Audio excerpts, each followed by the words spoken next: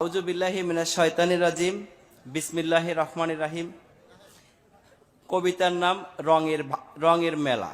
School বন্ধ, পূজার ছুটি, গায়ের ছেলেরা বেঁধে জুটি।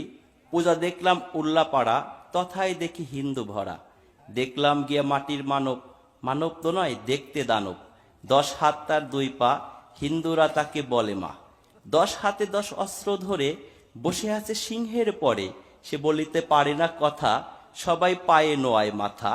গলায় দিয়া ফুলের মালা, খাওয়ায় তাকে দুধ কলা। ভক্তি শ্রদ্ধা করে মান, বাক শক্তি নাইকো প্রাণ। প্রাণ নেই তবু কেমনে মরে, নিয়ে যায় তাকে নদীর তীরে।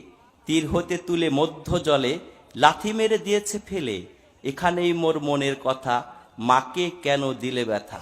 করছো কেন রঙের মেলা, এগুলো তো ভাঙাচুরা খেলা। এই খেলাতে নেই কো লাভ, এই খেলাতে শুধুই পাপ।